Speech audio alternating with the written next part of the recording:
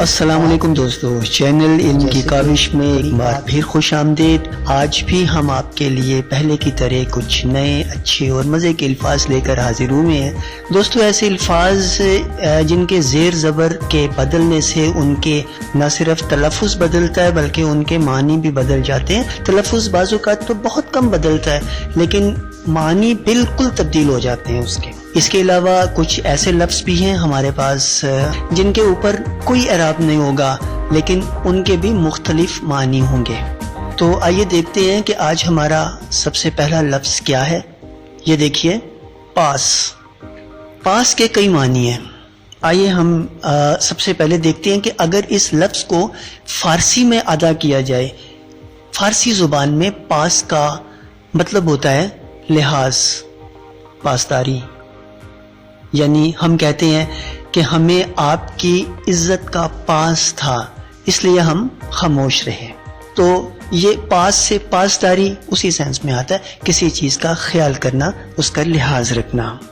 اور اگر اسی لفظ کو ہم فارسی سے نکال کر ہندی میں لے آتے ہیں تو پاس کا مطلب ہوتا ہے ملکیت، قبضہ۔ ہم کہتے ہیں کہ یہ چیز میرے پاس نہیں ہے، مطلب یہ ہے کہ یہ چیز میری ملکیت میں نہیں ہے۔ تو ہندی میں ملکیت اور فارسی میں لحاظ یا پاسداری۔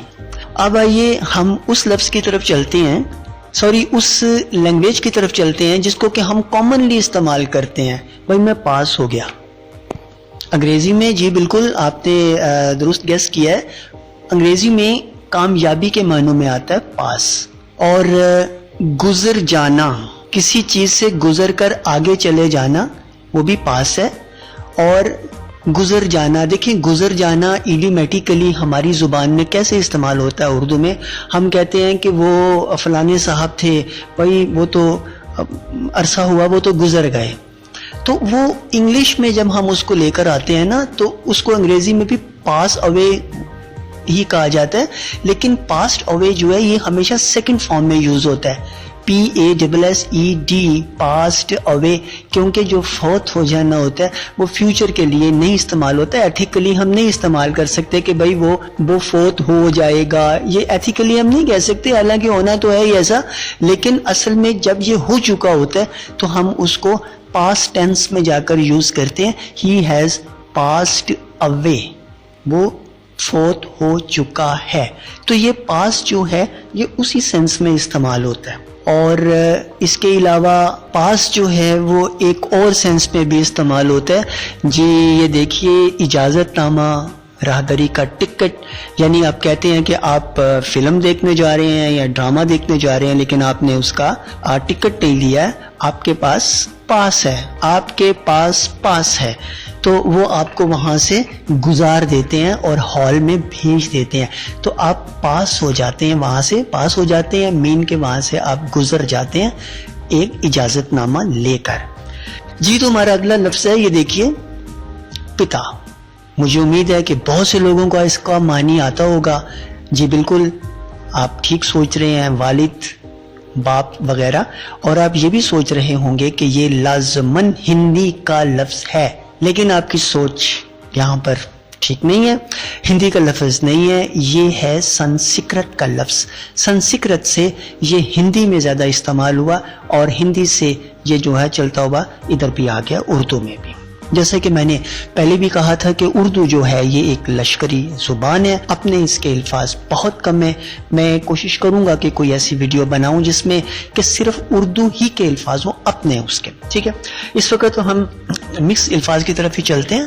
تو پتا سنسکرت میں لیا جاتا ہے باپ، اور ہندی کے اندر جب یہ لفظ آیا ہے پتا، تو یہ دیکھیے جگر کے نیچے ایک تھیلی، یعنی کہ جس کو ہم پتا کہتے ہیں، جو اس کے گردے میں اس کے پتے میں پتھری پیدا ہوگی، عموماً سنا ہوگا، لیکن پتا نہیں ہوتا، یہ تے کے اوپر شد نہیں ہے، یہ تے کے بعد الف ہی ہے، اور اسی طرح لکھا جاتا ہے جیسے پتا لکھا جاتا ہے، اور اس کا تلفظ بھی سیم ہے لیکن اس کے معنی میں فرق ہے۔ اگلا دیکھتے ہیں، اگر ہم پے کے نیچے زیر کو ہٹا کر زبر بنا دیتے ہیں تو پتہ بن جاتا ہے۔ جی یہ دیکھیے، یہ بھی ہندی کا لفظ ہے، پتہ، نشان، کھوج، مقام وغیرہ. جیسے آپ کہتے ہیں مجھے اس کا کوئی پتہ نہیں ہے کہ وہ آج کل کہاں پر ہے. جی کیا آپ مجھے اپنے گھر کا پتہ بتا سکتے ہیں؟ تو یہ ہندی میں نشان اور کھوج کے معنوں میں استعمال ہوتا ہے. اور ہندی ہی میں اس کا ایک اور معنی بھی ہے، برگ. یہ دیکھیے پات، آپ عرف عام میں اس کو کیا کہیں گے؟ پتا. پتا پتا بوٹا بوٹا حال ہمارا جانے رے. لیکن وہ پتہ نہیں ہے، وہ بھی تے کے اوپر شد نہیں آتی اس پر، وہ بھی اسی طرح پڑھا جاتا ہے پتہ. اور پات جیسے کہ کڑی پات، یہ واحد بھی ہے. اور پات جو ہے یہ بحیثیت پلورل کے بھی استعمال ہوتا ہے، صیغہ واحد بھی ہے اور یہ صیغہ جمع بھی ہے.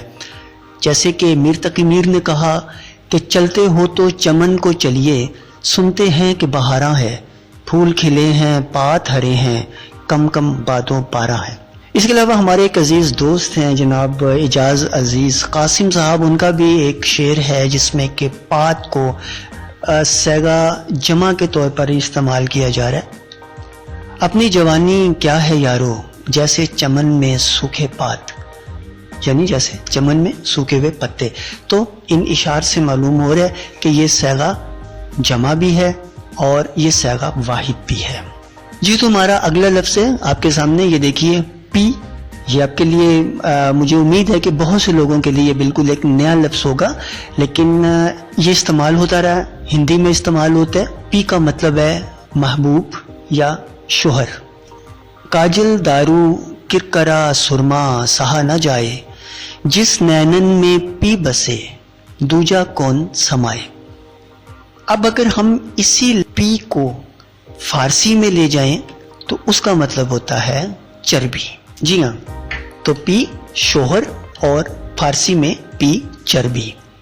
جی تو یہ دیکھیے آپ کے سامنے جو لفظ ہے، کیا پڑھیں گے اس کو؟ واو کے نیچے زیر ڈالا جائے یا زبر ڈالا جائے یا رے کے اوپر زبر ڈالا جائے، یہ پرابلم کرے گا. لیکن جب آپ پہلی نظر میں کوئی اس کو پڑھے گا تو وہ اس کو پڑھے گا ورد. لیکن یہ یاد رکھیے گا کہ یہ ورد بھی ہے اور یہ ورد بھی ہے. سب سے پہلے ہم اس کو دیکھتے ہیں. ورد کے طور پر واو کے اوپر زبر ہے. عربی کا لفظ ہے گلاب کا پھول. گلاب کا پھول، اس کے علاوہ سرمئی رنگ کے گھوڑے کو بھی ورد کہتے ہیں. اس کے اور بھی بہت سے معنی ہیں، ملٹیپل میننگز رکھتا ہے یہ اپنے اندر، لیکن واضح طور پر سرمئی رنگ کا گھوڑا اور یہ گلاب کا پھول اور گلاب کی پتی کو بھی جو ہے نا وہ ورد کہا جاتا ہے.